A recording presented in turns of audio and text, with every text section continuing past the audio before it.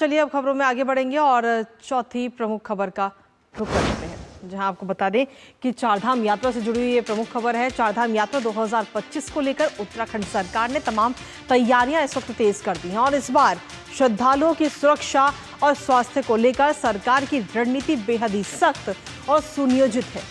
राज्य के चिकित्सा स्वास्थ्य एवं चिकित्सा शिक्षा मंत्री डॉक्टर धन सिंह रावत ने स्वास्थ्य विभाग के वरिष्ठ अधिकारियों के साथ चारधाम यात्रा को लेकर समीक्षा बैठक की और इस दौरान डॉक्टर रावत ने साफ कहा कि तीर्थ यात्रियों को हर हाल में बेहतर स्वास्थ्य सुविधाएं मिलेंगी और आपातकाल में कोई भी जीवन संकट में ना रहे। तो वहीं इस यात्रा को और अधिक सुरक्षित बनाने के लिए परिवहन विभाग ने भी एक्शन मोड में कदम बढ़ा दिए हैं। आखिर किस तरीके से सुगम होगी ये चारधाम यात्रा वो आपको बताएंगे, लेकिन उससे पहले रुकते हैं एक छोटे से ब्रेक के लिए।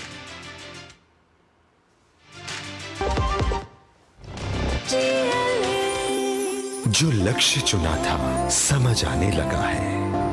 GLA यूनिवर्सिटी, उच्च लक्ष्य की निश्चित प्राप्ति। जब धरती चीर कर निकलता है लोहे का पत्थर और मिलता है मोंगिया के जोश से, फिर तपता है, पिघलता है और बनता है फौलाद। अब होता है सरिया सारी खूबियों के साथ। मोंगिया स्टील, मजबूत देश का मजबूत सरिया। और ब्रेक के बाद एक बार फिर से स्वागत है आप सभी का। तो लगातार हम बात कर रहे हैं चारधाम यात्रा 2025 को लेकर और इस बार की यात्रा कितनी सुगम होगी, एक बार उस पर नजर डाल लेते हैं। जी हां, उत्तराखंड सरकार की तरफ से तमाम तैयारियां इस वक्त की जा रही हैं और इस बार की जो यात्रा होगी वो पहले के मुताबिक इस बार ज्यादा सुगम होगी। जोरों पर है उत्तराखंड सरकार की तमाम तैयारियां, जहां श्रद्धालुओं की सुरक्षा के लिए सरकार की तरफ से खास इंतजाम भी किए गए हैं। इसके साथ ही हर तीर्थ यात्री को बेहतर स्वास्थ्य सेवाएं इस बार चारधाम यात्रा के दौरान मिलती हुई नजर आएंगी। स्वास्थ्य विभाग के वरिष्ठ अधिकारियों के साथ समीक्षा बैठक की गई है और इस समीक्षा बैठक में कई चीजों को लेकर डिस्कशन भी हुआ है, चर्चा भी हुई। चारधाम मार्गों में 49 स्थायी और साथ ही 25 अस्थायी मेडिकल यूनिट्स रहेंगी। 154 एम्बुलेंस तैनात की जाएंगी, साथ ही 17 ALS और एक बोट एम्बुलेंस भी वहां पर तैनात रहेगी और आपात स्थिति में हेली एम्बुलेंस की भी व्यवस्था की गई है। तो यात्रियों को किसी प्रकार की कोई परेशानी ना हो, इसका खास तौर पर ध्यान रखा जा रहा है। एम्स ऋषिकेश या फिर दून मेडिकल कॉलेज में भर्ती होंगे। 108 एम्बुलेंस सेवा का रिस्पांस टाइम भी घटाकर 15 मिनट कर दिया गया, यानी कि 15 मिनट में ही एम्बुलेंस आपके पास पहुंच जाएगी। मेडिकल रिस्पांस पॉइंट्स की संख्या में भी बढ़ोतरी इस बार की गई है। तो इस बार की जो चारधाम यात्रा है वो काफी सुगम होती हुई नजर आएगी। निजी अस्पतालों की भी भागीदारी होगी सीधे तौर पर अगर हम देखें तो। इसके साथ ही 40 विशेषज्ञ डॉक्टर इस वक्त वहां पर रोटेशन के तौर पर तैनात रहेंगे।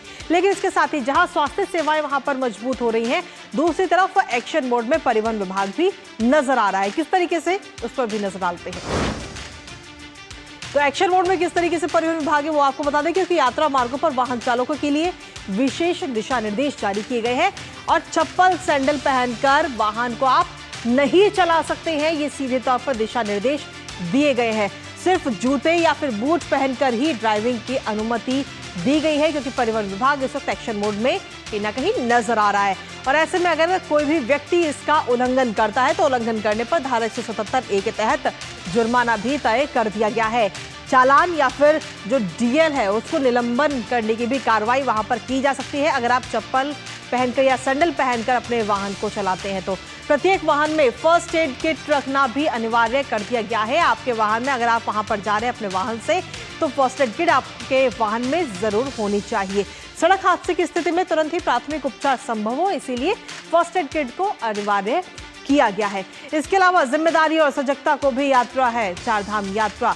और साथ ही अगर हम देखें तो हमारे साथ हमारे सहयोगी इस वक्त जुड़ रहे हैं, अवधेश नौटियाल, सीधा उन्हीं का रुख कर लेते हैं इसी बीच। तो अवधेश, सीधे तौर पर हम देखें तो जो लोग इस बार चारधाम यात्रा करते हुए नजर आएंगे, खासतौर पर जो लोग बाहर से पहुंच रहे हैं अपने वाहनों के जरिए, उनके लिए खासतौर पर ये दिशा निर्देश जारी किए गए हैं कि आप चप्पल पहनकर या फिर सैंडल पहनकर वाहन नहीं चला सकते और अगर आप ऐसा करते हैं तो आपके खिलाफ कार्रवाई की जाएगी, आपका DL भी निलंबित किया जा सकता है।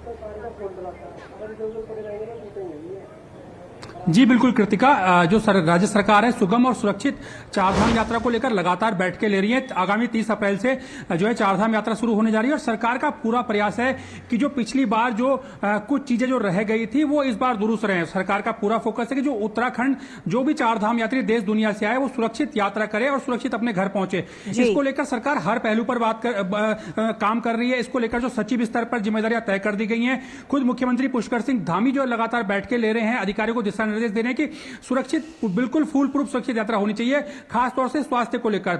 अगर मैं बात करूं स्वास्थ्य की तो जगह जगह पर जो है चेक पॉइंट बनाए गए हैं, टेलीमेडिसिन की सुविधाएं हैं, स्वास्थ्य जांच केंद्र हैं, 12 भाषाओं में एसओपी जारी कर दी गई है, हिंदी और अंग्रेजी के साथ ही 12 अन्य जो क्षेत्रीय भाषाएं हैं, ताकि आम आदमी जब यात्रा पर आए उसको पहले अवेयरनेस रहे। खासतौर से केदारनाथ की यात्रा पर विशेष फोकस है। इधर उत्तराखंड के अलावा जो अन्य राज्यों के जो विशेषज्ञ चिकित्सक हैं, डॉक्टर हैं, जो मानव सेवा के नाते उत्तराखंड में सेवाएं देना चाहते हैं, मरीजों का जो यहाँ यात्री हैं उनको अपनी सेवाओं का लाभ देना चाहते हैं, उनको भी आमंत्रित किया गया है। इसके लिए वहां को सचिवों को पत्र लिखा गया है कि अगर आपके यहाँ के कोई भी चिकित्सक चारधाम यात्रा में सेवाएं देना चाहते हैं तो यहाँ पर आ सकते हैं। सरकार ने हर चीज पर प्लानिंग की है, खासतौर से स्वास्थ्य पर विशेष फोकस रखा है। ऋषिकेश सहित चारधाम यात्रा मार्गों पर यात्रियों की जगह जगह स्वास्थ्य जांच होगी। कुछ भी स्थिति यात्री की संदिग्ध पाए जाने पर उसको सलाह दी जाएगी। साथ ही जो मेडिसिन की सुविधा है वो उपलब्ध की जाएगी। टेलीमेडिसिन 24 घंटे उपलब्ध रहेगी। किसी भी यात्री को यात्रा मार्ग पर कोई भी समस्या आती है तो उसको लेकर चिकित्सक जगह जगह तैनात है और टेलीमेडिसिन के माध्यम से सलाह देंगे। खासतौर से बात करूं परिवहन महकमे की, क्योंकि ज्यादातर दुर्घटनाएं जो हैं ये कार या बसों के माध्यम से आती है, तो परिवहन विभाग ने सख्त गाइडलाइन जारी की है कि जूते या बूट पहनकर ही आप गाड़ी चला सकते हैं। चप्पल या सैंडल पहनकर आप गाड़ी नहीं चलाएंगे, क्योंकि चप्पल और सैंडल स्लिप करते हैं, ब्रेक मारते समय समस्या उत्पन्न हो सकती है। तो इसलिए जो है इस बार हर विभाग, चाहे वो पर्यटन हो, परिवहन हो, स्वास्थ्य हो, धार्मिक पर्यटन हो, तमाम विभाग फूल प्रूफ तरीके से काम कर रहा है। चलिए, फिलहाल बहुत बहुत शुक्रिया अवधेश, तमाम जानकारी और अपडेट्स हमारे साथ साझा करने के लिए।